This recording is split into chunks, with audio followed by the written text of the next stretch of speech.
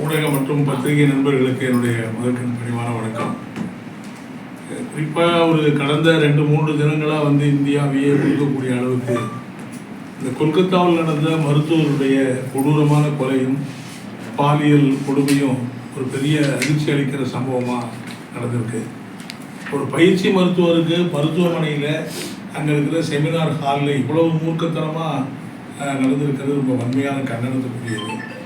அந்த postmortem report அதில் வந்திருக்கிற பத்திரிகை செய்யலாம் படிக்கிற போது ஏதோ எதேச்சியாக ஒரு இதாக ஒரு திட்டமிட்டு ரொம்ப சித்திரவதை பண்ணி படுகொலை பண்ண மாதிரி தான் தெரியும். அவ்வளோ ஒரு வன்மத்தோடு கொலை செஞ்சுருக்காங்கிறது தான் அந்த இதெல்லாம் பார்க்குறப்போ தெரியுது.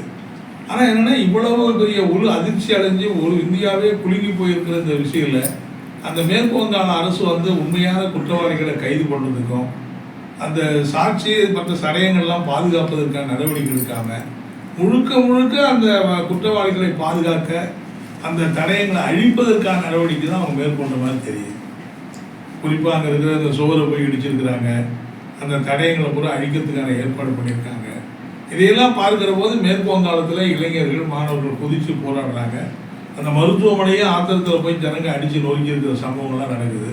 இப்போ நாடு முழுவதும் இருக்கிற மருத்துவர்கள் இதே போன்ற சம்பவத்தில் ஈடுபட்டிருக்கிறாங்க. போராட்டத்தை இந்த கோரிக்கையை வலியுறுத்தி எங்களுக்கு பாதுகாப்பு வேணும்னு கோரிக்கை வைக்கிறாங்க. இதே காலத்தில் கடந்த 30ஆம் தேதி உத்தரப்பிரதேசத்தில் ஒரு பெண் மருத்துவருக்கு இந்த மாதிரி கொடுமை நடந்திருக்கு. 9 நாள் கழிச்சு தான் அந்த பாடியவே கண்டுபிடிச்சதா பத்திரிகையில் செய்தி வருது.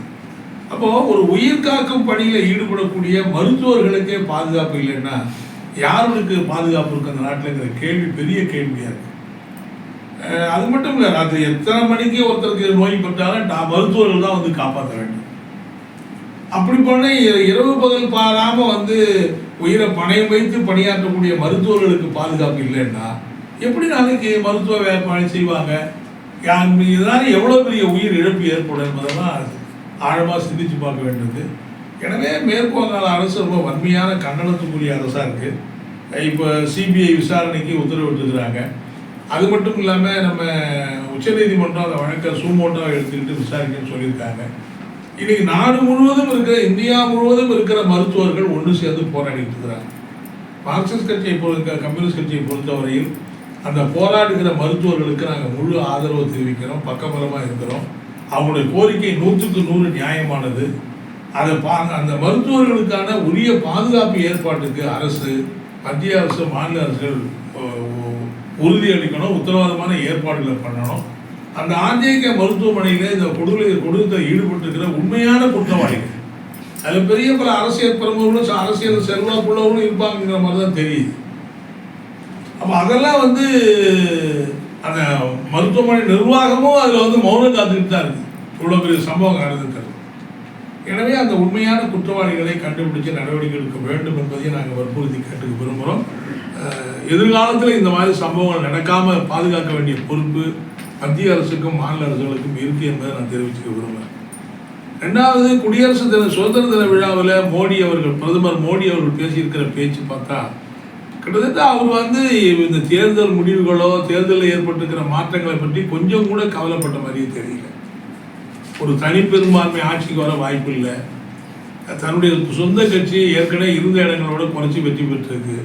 அவரே குறைவான வாக்கு வித்தியாசத்தை வெற்றி பெற்றிருக்கிறாரு. கூட்டணி கட்சிகளை நம்பி தான் ஆட்சியை நடத்த முடியுங்கிற நிலைமை தான் இன்னைக்கு இருக்கு. ஆனாலும் நீங்கள் பேசுகிற அவருடைய பேச்சுகள் பூரா பார்த்தீங்கன்னா ஏதோ தனிப்பட்ட பிஜேபி RSS ஆட்சி நடத்துகிற மாதிரி அந்த குடியரசு சுதந்திரத்தை அவர் பேசியிருக்காரு. அதாவது நாங்கள் ஒரே நாடு ஒரே தேர்தல் அமல்படுத்துவோம், எல்லாரும் அதுக்கு ஆதரவு இல்லைங்க, மதசார்பற்ற காமன் சிவில் கோடை கொண்டு வருவோம், அதுக்கு நீங்கள் ஆதரவு இல்லைங்க. அதே மாதிரி பொருளாதாரத்தை பற்றி அவர் இட்டுக்கட்டி பேசுகிறதுனா ரொம்ப மோசமான உண்மைக்கு போகிற முரணாடு. இப்போ இந்த நாடு பெரிய அளவுக்கு வளர்ச்சி பெற்றிருக்கிறது உண்மைன்னா எதுக்கு 80 கோடி மக்களுக்கு தினம் நீங்கள் இலவசமாக அரிசி உணவுப் பொருட்கள் கொடுக்குறீங்க? 80 கோடி மக்களுக்கு இலவச உணவுப் பொருட்கள் கொடுத்து தான் இந்த நாட்டு மக்களை வாழ வைக்கணுங்கிற நிலைமை இருக்கிற போது நாடு 3வது ஒரு பெரிய பொருளாதாரத்தை வளர்ந்து போய் சொன்னால் என்ன நியாயம் இருக்குது? இன்னைக்கு வேலையில்லா திண்டாட்டம், விலைவாசி, மற்ற விஷயங்கள்லாம் கொந்தளிச்சு போகிற பக்கத்தில் இருக்கிற பங்களாதேஷில் ஏதோ ஒரு விதத்தில் வெடிச்சு போயிருக்கு. இன்னும் இங்கே இந்தியாவில் கரண்டுக்கிட்டே இருக்கு, எப்போ வெடிக்கும்னு சொல்ல முடியாது. எனவே மோடியினுடைய பேச்சு முழுக்க உண்மைக்கு மாறானது. இதில் காமன் சிவில் கோடுங்கள்லாம் இந்தியாவில் நிறைவேற்றவே முடியாது. அதை பற்றி விவாதிக்கணும்னா எவ்வளோ நாள் கணக்கில் விவாதிக்க நாங்கள் தயார். அதே மாதிரி ஒரே நாடு ஒரே தேர்தல் என்பது இந்தியாவுக்கு பொருந்தி வராது. அப்படி ஒரு திட்டத்தை நிறைவேற்றணும்னா அரசியல் சட்டத்தில் 6 இடத்துல திருத்தம் பண்ணணும். இவருக்கு போதிய மெஜாரிட்டி இல்லாமல் எப்படி அந்த அரசியல் சட்டம் திருத்தம் கொண்டு வருவார்? திருத்தம் கொண்டு வர வாய்ப்பே இல்லாதவர் ஒரே நாடு ஒரே தேர்தலை பற்றி ஏன் பேசுகிறாரு? எனவே அவருடைய பேச்சு இந்திய நாட்டு மக்கள் என்ன எதிர்பார்க்குறாங்களோ அவங்களுடைய அடிப்படை பிரச்சனைகளை மாற்றி அதை திசை திருப்புகிற முறையில் தான் அவருடைய பேச்சு அமைந்திருக்கு என்பது தான் நான் சொல்ல விரும்புகிறேன். அடுத்து தமிழ்நாட்டை பொறுத்தவரையில் இன்றைக்கி இப்போ காவிரி நீண்ட இதுக்கு பிறகு காவிரியில் நல்ல வேளை அதிகமான மழை பெஞ்சு ஒரு அளவுக்கு அதிகமான தண்ணீர் காவிரியில் வந்தது. அது காவிரி மேலாண்மை ஆணையம், உச்சநீதிமன்ற வழக்கு எல்லாம் இருந்தாலும் கூட கடைசியாக இயற்கை தான் நமக்கு தண்ணியை கொடுக்குற மாதிரி நிலைமை ஆகிடுச்சு. எந்த வழக்கு எந்த தீர்ப்பும் நம்ம கொண்டு உதவி பண்ணுற மாதிரி தெரியல. கர்நாடக அரசை கேட்கல. அவ்வளவு தண்ணி அதிகமாக கூட இன்னைக்கு கேட்டால் டெல்டா மாவட்டத்தில் இந்த கடைமடைக்கு தண்ணி வரலைங்கிற நிலைமை இருக்குன்னா ஏன்னே புரிய மாட்டேங்குது. இவ்வளவு தண்ணியை கொண்டு போய் எதுக்கு கடலில் விட்டாங்க? அப்போது நீர்வளத்துறை அதிகாரிகளுடைய மெத்தனை போக்கு அதில் பலவிதமான முறைகேடு நடக்குதுங்கிற மாதிரி செய்திகள் வருது. ஏரியை தூர்வாரில் மேட்டூரில் அணையில் தண்ணி ஏறின பிறகுதான் தூர்வாரின பணியை மேற்கொண்டா என்ன அர்த்தம்? அது ஜூன் மாதம் 12ஆம் தேதியே தண்ணி திறக்கணும். அப்பயே நீங்கள் தயார் மேலே வச்சிருக்கணும் தூர்வாரி. நல்ல அன்னைக்கு மழை பெய்யல, தண்ணி வரல, நீங்கள் அதனால வெள்ளம் அதிகமான அளவு தண்ணி வர்ற வரைக்குமே நீங்கள் தூர்வாரின பணியை நடத்திக்கிட்டே இருப்பீங்கன்னா என்ன அர்த்தம்? அது எனவே இப்போ பார்த்தா இன்னைக்கு இவ்வளோ மோசமான நிலைமையில் கூட தண்ணி வரல. அப்படியே தண்ணி வந்தாலும் சாகுபடி சம்பா சாகுபடி மேற்கொள்வதற்கான தேவையான விதை, உரம், பூச்சி மருந்தெல்லாம் அரசு விநியோகிப்பதற்கான ஏற்பாடுகளை செய்ய வேண்டும் என்று நான் கேட்டுக்கிறேன். தமிழ்நாட்டில் சட்டம் ஒழுங்கு சரியில்லை, போதைப் பொருள் நடமாட்டம், தொடர் கொலைகள்லாம் நடக்குன்னு சொல்லிட்டு தொடர்ந்து எதிர்கட்சிகள் குரல் கொடுத்துட்டு இருக்காங்க. உங்கள் கட்சி சார்பில் குரல் கொடுத்துருக்கீங்களா? தொடர்ந்து நாங்கள் வற்புறுத்திட்டு தான் இருக்கோம். அதாவது சட்டம் ஒழுங்குன்னா இப்போ எடப்பாடி பழனிசாமி சட்டம் ஒழுங்கு கெட்டு போச்சுங்கிறாரு, பிஜேபி அண்ணாமலை சட்டம் ஒழுங்கு கெட்டு போச்சுங்கிறாரு. சட்டம் ஒழுங்கு கெடுக்கிறதுல மிக முக்கியமான பங்களிப்பு ஆற்றுறதே பிஜேபி ஆளாக இருந்துக்கிட்டு அவர் சட்டம் ஒழுங்கை பற்றி பேசுனா என்ன நியாயம் கூட புரியும். பல இடங்களில் பார்த்தீங்கன்னா அவங்க தான் சட்டம் ஒழுங்கு கெட்டு கொலை, பாலியல் வன்புறுத்தல் இது எல்லாத்தையும் சம்மந்தப்பட்டாலும் அவங்க இப்போ இந்த நிதி நிறுவன ஊழலில் கூட அவங்க கூட்டணி கட்சியாக தான் கைது பண்ணியிருக்காங்க. ஏற்கனவே அனுராதா கோல்டு ஃபைனான்ஸில் அவங்க நிர்வாகிகளை தான் 2-3 பேரை கைது பண்ணாங்க. இப்போ ஆம்சாங் கொலையில் பார்த்தீங்கன்னா அவங்க கூட்டணி இருக்கிற பல கட்சியை சேர்ந்து தான் கைது பண்ணுறாங்க. ஸோ இது ஆட்சியில் இருந்தால் ஒன்று பேசுறது, ஆட்சியில் இல்லைன்னா ஒன்று பேசுறதுங்கிறது நியாயமே கிடையாது. எங்களை பொறுத்தவரை நாங்கள் என்ன சொல்கிறோன்னா, அதாவது சட்டம் ஒழுங்குங்கிறது தனிப்பட்ட குரோதத்தில் நடக்கிறதுக்கெல்லாம் ஒரு அரசை பொறுப்பாக சொல்ல முடியாது. தனிப்பட்ட விரோதத்தை 2 பேர் வெட்டிக்கிறாங்கன்னா அதுக்கு அரசு என்ன பண்ண முடியாது, அது வேறு. ஆனால் இன்னொன்று என்ன இருக்குன்னா, ஆம்ஸ்டாங் கொலையில் நீங்கள் இவ்வளோ தூரம் விசாரித்து இப்போ 23 பேரை கைது பண்ணியிருக்கீங்க.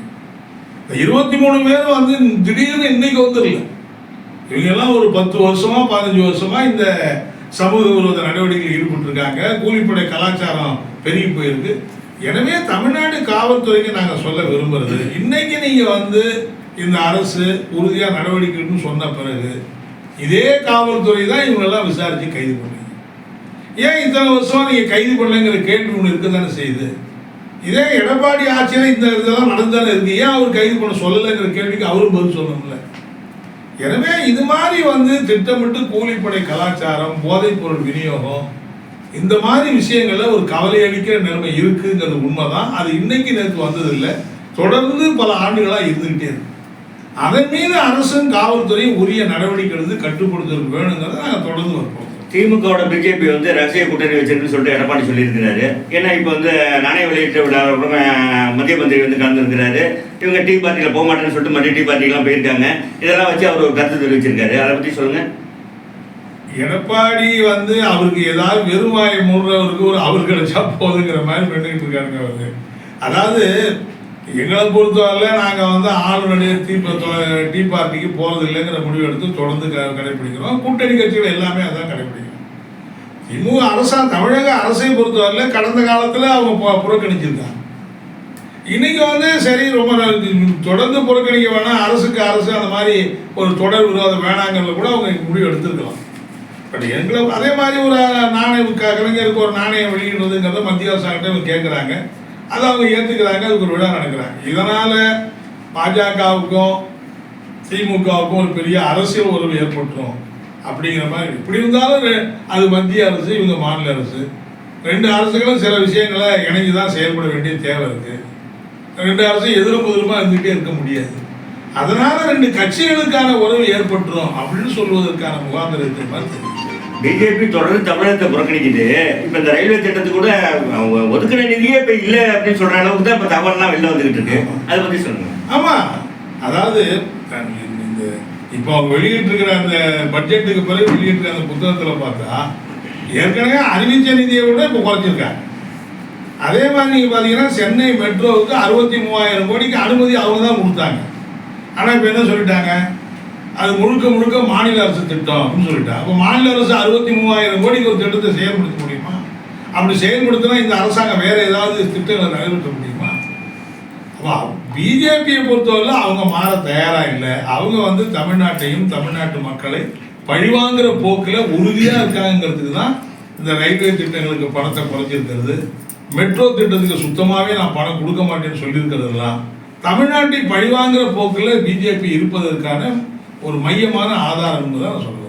இப்போ இந்த உபரி நீரை திறந்து விட்டதில் குளம் குட்டையெல்லாம் நீர்நிலையை பராமரிக்கணும், நீர்நிலையை அதிகப்படுத்தணுங்கிற மாதிரி செய்யாமல் வீணாக கடலில் கிடக்கிற மாதிரி ஒரு விஷயம் நடந்துகிட்டு இருக்கு இல்லைங்களா? அதை பற்றி உங்கள் கட்சி சார்பாக வலியுறுத்தி இருக்கீங்களா? தமிழ்நாட்டில் அறிக்கை விட்டுருக்கோம். நாங்கள் தான் முதல்ல அறிக்கை விட்டோம். அதாவது இவங்க இன்னும் சொல்ல போனால், அதாவது மேட்டூர் அணை திறந்து கடலில் போய் அளவுக்கு அதிகமாக தண்ணி நடக்கிற போது கூட டெல்டா மாவட்டத்துக்கு வாய்க்காலில் தண்ணி வரலன்னு முதல்ல அறிக்கை விட்டது எங்கள் கட்சி தான். ஏன் நீர்வளத்துறை ஏன் அப்படி இருக்கு?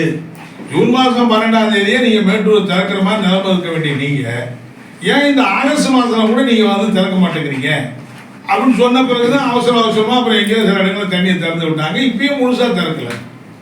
அது அந்த நீர்வளத்துறை அதிகாரிகளுடைய கவனமா, இது அரசுடைய கவனம் இல்லையா என்பதை ஆழ்ந்து பார்க்க வேண்டும். நிறைய இடத்துல பாலப்பணிகள் நடந்துகிட்டு இருக்கிறதுனால தான் இந்த தாமதத்துக்கு காரணங்கிற மாதிரி ஒரு தூர்வாரம் பணிக்கு ஒரு காரணம் சொல்றாங்க. அது ஏங்க காலங்காலமாக பாலம் கட்டிக்கிட்டு தான் இருக்கிறோம். காலங்காலமாக காவிரியில் தண்ணி வந்துக்கிட்டு தான் இருக்கு. எந்த காலத்தில் மேட்டூர் ஜூன் மாதம் 12ஆம் தேதி தண்ணி திறந்த போது எப்போ 2 மாதம் தண்ணியை தேக்கி வச்சுட்டு பாலம் கட்டுற மாதிரி வச்சிருப்பாங்க? அப்படிலாம் ஒன்றும் இல்லையே. பாலம் கட்டிக்கிட்டு தான் இருப்பாங்க. தண்ணி வர்ற போது தண்ணியை திறந்து பாசனத்துக்கு விட தான் செய்வாங்க. இதுதானே வழக்கமானது. ஏன் இந்த ஆண்டு மட்டும் இவ்வளவு தண்ணியை கொண்டு போய் கடலில் விட்ட பிறகு கூட இங்கே ஏரி குளங்களுக்கு தண்ணி விடாமல் இருக்காங்க? அது நாங்கள் இப்போ யோசிச்சுட்டு தான் இருக்கோம். இதுக்கான இதை ஏன் அப்படி செய்கிறாங்க அப்படின்னு சொல்லி நம்ம இப்போ அதே மாதிரி இப்போ சென்னையில் பார்த்தீங்கன்னா அந்த மீதி இருந்த 4-5 ஜோன் ப்ரைவேட்டுக்கு விட்டாங்க. அதே மாதிரி மற்ற வரிகளை உயர்த்தி வர 28ஆம் தேதி நாங்கள் ஆர்ப்பாட்டம் நடத்த போகிறோம். எங்களை பொறுத்தவரை அரசு, அதாவது பிஜேபி எதிர்க்கிற அந்த அணியில் நாங்கள் திமுக உள்ளிட்ட கட்சியில் கூட்டணியில் இருக்கிறோம். ஆனால் அரசை பொறுத்தவரை இது கூட்டணி அரசு கிடையாது, அது திமுக அரசு தான். அவங்க செய்யறது எல்லாத்தையும் ஏற்றுக்கணுங்கிற கட்டாயம் எங்களுக்கு கிடையாது. அதே மாதிரி பத்திரப்பதிவு உயர்வு, மின்சார உயர்வு, புத்தகங்களோட விலை உயர்வுங்கிற மாதிரி கண்டிப்பாக விலை உயர்வுகள் நிறைய வந்துட்டு இருக்கு. அதுக்கு கவர்மெண்ட் சார்பாக காரணம் சொல்லிட்டு இருந்தா கூட அதுக்கு உங்களோட விளக்கம் கொஞ்சம் சொல்லுங்க. இல்லையா, நாங்கள் தான் சொல்றோமே. அதாவது ஏற்கனவே அதிமுக ஆட்சியில் இதெல்லாம் நிர்வாக சீர்கேட்டில் பலது நிலைமொழிஞ்சு போயிருக்குங்கிறது உண்மைதான். அதே மாதிரி மத்திய அரசாங்கம் நிதி கொடுக்காததுனால மாநில அரசுக்கு நிதி நெருக்கடி இருக்குங்கிறது உண்மைதான். ஆனால் ஒரு எவ்வளவு தாங்குமோ அந்த அளவுக்கு நீங்கள் ஏற்றுனா பரவாயில்ல. ஒரே அடியாக வருஷத்துக்கு 6% சொத்து வரி ஏற்றுனா எங்கே போய் சேர்ந்தது? போன வருஷம் 6%, இந்த வருஷம் 6%, அடுத்த வருஷம் 6%னா ஒவ்வொரு வருஷமும் 6% ஏற்றுனா யார் தாங்கிறது? அது மட்டும் இல்லை, மக்களுடைய வாழ்வாதாரம் பாதிக்கப்பட்டிருக்கு, வேலை கிடைக்கல, சம்பளம் கிடைக்கல, எல்லாமே அத்துக்கூலி ஆட்டுற மாதிரி வேலைக்கு போகிறாங்க. 10,000 12,000 வாங்கிட்டு தான் வாழ்க்கை நடத்த வேண்டியிருக்கு. அப்படிப்பட்ட நேரத்தில் நீங்கள் அதிகமாக கட்டண உயரை ஏற்றிட்டு போனாங்க, மக்களுடைய தலையில் பெரும் சுமையாக தானே ஆகும். அதை நம்ம அரசாங்கத்திட்ட சொல்லி தான் இருக்கோம். நீங்கள் செய்ய ஒரு படிப்படியாக கூட செய்யுங்கன்னு சொல்கிறோம். ஒரே அடியாக நீங்கள் செய்யறதுனால மக்களுக்கு சிரமம் வரணும். விஜயோட வருகையை பற்றி எப்படி சார் நினைக்கிறீங்க? விஜய் மக்கள் இயக்கம் வெற்றி கழகம், தமிழக வெற்றி கழகம் விஜய் வரட்டுங்க, வர்றது எங்களுக்கு ஒன்றும் இது இல்லை. தாராளமாக வந்து அவர் வரட்டும். ஒரு அறிமுகமான தலைவருங்கிற மாதிரிலாம் மக்களுக்கு பணியாற்றுங்க, நல்ல வந்தால் நல்லது. ஆனால் அவருடைய கட்சியின் மீது எங்களுடைய அணுகுமுறை எப்படிங்கிறத, அவர் என்ன கொள்கையை சொல்ல போறாருங்கிறத வச்சு தான் நாங்கள் சொல்ல முடியும். வெறும் விஜய் வராரு நாம என்னன்னு சொல்ல முடியாதுல்ல. அவர் என்ன கொள்கையை சொல்றாரு, அவர் என்ன கோட்பாடு, அவருடைய பயணம் எப்படி இருக்க போகுது. எங்களை பொறுத்தவரை எந்த ஒரு கட்சியையும் கொள்கை அடிப்படையில் தான் நம்ம அணுக முடியுமே தவிர வெறும் தனிப்பட்ட தலைவருங்கிற மாதிரிலாம் அணுக முடியாது. அதே போல சார், ராசிமணல் பகுதியில் அணை கட்டு காமராஜர் காலத்தில் அடிக்கல் நாட்டினது கிட்டத்தட்ட 50 வருஷத்துக்கு மேலே திராவிட கட்சிகள் தமிழ்நாட்டில் ஆண்டிருக்காங்க. ராசிமணல் பகுதியில் காமராஜர் காலத்திலேயே இன்னொரு அணை கட்டு போல ஒரு அணை கட்டுறதுக்கு அடிக்கல் நாட்டிருந்தாங்க. இப்பயும் அந்த கோரிக்கை வலுக்குது. ஏன்னா இவ்வளோ தண்ணி கொள்ளிடத்தில் கொண்டு விடுறாங்களே, இப்போ மேட்டூர் போல இன்னொரு அணை இருந்தால் நமக்கு சேஃப்டி தானே. உச்சநீதிமன்ற தீர்ப்பு சொன்னது என்னன்னா, அது காவல் வெளித்தொடர்ந்து யாருமே கட்டக்கூடாதுன்னு சொல்லியிருக்கு. அது லேட்டஸ்டாக சொல்லியிருக்கு, ஒரு 10 வருஷம் முன்னாடி சொல்லியிருக்கோம். ஆனால் 50 வருஷமாக இவங்க ஆண்டிருக்காங்க, அதுக்கான எந்த ஒரு இதுவும் எடுக்கலை. இப்போ நீங்கள் மார்க்சிஸ்ட் கம்யூனிஸ்ட் சார்பாக இது சம்பந்தமான ஒரு இல்லை, நாங்கள் வந்து அதாவது ராசி மணலுங்கிறது மேட்டூருக்கு மேலேன்னு வர்றபோது அது வந்து 2 மாநில அரசு சம்மந்தப்பட்ட பிரச்சனையாக மாறிடுது. நாங்கள் என்ன சொல்கிறோம், ஏற்கனவே பல விஞ்ஞானிகள் பல ஆய்வாளர்கள்லாம் சொல்லியிருக்காங்க, காவிரியில் வந்து ஒரு 8 இடங்களில் வந்து தடுப்பணை, அதாவது கதவணை கட்டலாம். அதே மாதிரி கொள்ளிடத்து நாங்கள் நீண்ட காலம் போராடிய பிறகு அந்த ஆதனூர் குமாரமங்கலத்துக்கு இடையில ஒரு 400 கோடிக்கு கதவணை என்பது கட்டினாங்க. அவன் ஜெயலலிதா முதலமைச்சர், இன்னும் திறப்புழா நடக்கல. அந்த மாதிரி ஒரு 15 கிலோமீட்டருக்கு இடையில நீங்கள் அணையை கட்டினீங்கன்னா ஒரு அணைக்கு இடையில 1 TMC 1.5 TMC தண்ணியை தேக்கி வைக்க முடியும். அது பார்த்தீங்கன்னா கிட்டத்தட்ட 16 அணைகள் கட்டுவது. இதுக்கு நீங்கள் யார்கிட்டையும் அனுமதி கேட்க வேண்டிய அவசியமே கிடையாது. இது கர்நாடக அரசாங்கத்தையோ காவிரி மேம்பாட்டு ஆணையத்தையோ உட்காந்து பேசுறது அவசியமே கிடையாது. நம்ம எல்லைக்குள்ள நம்ம கட்டிக்கிறோம். அதுக்கான அந்த அடிப்படையில் தான் நம்ம ஆதனூர் குமாரமங்கலம் அணை கட்டிட்டு யார்கிட்டையும் அனுமதி அந்த மாதிரி கட்டுவதற்கு வாய்ப்பு இருந்தால் நிச்சயமாக தண்ணியை வந்து தேக்கி வைக்கலாம். அந்த தண்ணி வந்து கடலில் போய் வீணாக சேராது. கடைசியாக கடலுக்கு தான் போகணும் வச்சுக்கோங்க. பாசனத்தை முடிஞ்ச பிறகு கடலுக்கு போவோம், அது போயிட்டு போட்டோம். பட் இதுக்கு வந்து ஒரு ஹியூஜ் இன்வெஸ்ட்மெண்ட்டு, அதிகமான மூலதனம் தேவைப்படுது. அதுக்கு அரசாங்கம் வந்து வேற எங்கே எதுக்கோ கடன் வாங்குறாங்க. இது கடன் வாங்கி பண்ணால் தமிழ்நாட்டுக்கு தண்ணி பிரச்சனையே இருக்காது. நீங்கள் வைகை குண்டாறு திட்டத்தை, காவிரி வைகை குண்டாறு திட்டத்தை இணைக்கலாம் இந்த அணையை கட்டினீங்கன்னா. அதே மாதிரி இந்த திட்டத்தையும் நீங்கள் நிறைவேற்றலாம். இந்த நம்ம தர்மபுரிக்கு வந்து கேட்குறாங்களா, உபரி தண்ணி எங்களுக்கு திருப்பி விடுங்கன்னு கேட்குறாங்க. அந்த மாதிரி தண்ணியை நீங்கள் தேக்கி வச்சிங்கன்னா அப்படி தமிழ்நாட்டுக்கு பல இடங்களுக்கு தண்ணியை தேக்கலாம். குடிநீர் பிரச்சனை இருக்கவே இருக்காது. அதுக்கான ஒரு திட்டமிட்ட அந்த ஏற்பாடுகளை செய்யணுங்கிறது நாங்கள் ரொம்ப நாளாக பல மாநாடுகள் போட்டு வற்புறுத்திக்கிட்டே இருக்கோம். அதுக்கான டீட்டெயில்டு ப்ராஜெக்ட்லாம் நாங்கள் கவர்மெண்ட்டை கொடுத்துருக்கோம். இப்போ திமுக கூட்டணியில் இருக்க நீங்க வந்து அந்த தேனியில் இருந்த புறக்கணிச்சிங்க. இப்போ திமுக வந்து அதில் கலந்துக்கிறதுனால கூட்டணிக்கான உரிய மரியாதையை வந்து திமுக அரசு கொடுத்து நினைக்கிறீங்களா? இல்லை, இது வந்து திமுக கூட்டணிங்கிறது வேற, திமுக அரசுங்கிறது வேற. நாங்கள் அரசோடு கூட்டணி கிடையாதுங்க. நாங்கள் திமுக கட்சியோட கூட்டணி, பிஜேபி எதிர்க்கிறதுக்காக. இப்போ அரசில் எங்களை கேட்ட அரசாங்கம் எங்களுக்கு இப்போ கூட்டணியில் ஒரு முடிவு எடுத்தால் எங்களை கேட்டு எடுப்பாங்க. அரசுங்கிற போது அவங்க அரசு இப்போ மின்சார கட்டணத்தை உயர்த்துறாங்க, எங்களை கேட்டு எடுக்கலாம்னு சொல்ல முடியாதுல்ல. அவங்க எடுக்கிறாங்க, நாங்கள் எதுக்கிறோம். மகளிர் உரிமை தொகை கொடுக்குறாங்க, நாங்கள் ஆதரிக்கிறோம். அவங்க செய்கிற நடவடிக்கை பொறுத்து ஆதரிக்கிறதா எதிர்ப்பதாங்கிற முடிவு பண்ணோம். பிகாஸ் அது அவங்க அரசாங்கம், நாங்கள் வெளியில் இருப்போங்கிறது. பொது விநியோகத்தில் வந்து ரேஷன் கடையில் பொருளே அதிகம் வர்றதில்லை எங்கேயும். இப்போ அது கூட ஆர்ப்பாட்டம் நீங்கள் வந்து வலியுறுத்துறீங்களா? இப்போ எல்லா பொருளும் கிடைக்கணும் அப்படிங்கிறத. ஐயோ, எங்கே பார்த்தாலும் வந்து எங்கள் மாதர் இயக்கம் சார்பில் முதல் கட்டமாக இயக்கம் நடத்திக்கிட்டே இருக்காங்க. நாங்கள் வந்து மாதர் இயக்கத்தை முதல்ல நடத்துங்க. ஏன்னா பெண்கள் தான் அதிகமாக பாதிக்கப்படுறாங்க. எனவே கட்சிங்கிற மாதிரி நம்ம செய்யலாம். பட் மாதிரி இயக்கம் வந்து அது எல்லா இடங்களையும் இப்போ வந்து நடத்திட்டு இருக்காங்க. மாவட்டம் பூரா இது நீர்நிலைக்கு ஐயா வந்து 5 சட்டமன்ற தேர்தல் அறிவிக்கிறாங்க. அது வந்து காஷ்மீர்ல நீண்ட 10 ஆண்டுகால ஜம்மு காஷ்மீர் அறிவிக்கிறாங்க. 5 கட்டமாக காஷ்மீர் ஹரியானாவை தான் அறிவிச்சிருக்காங்க. இன்னும் மகாராஷ்டிரா அறிவிக்கல, ஜார்க்கண்ட் அறிவிக்கல.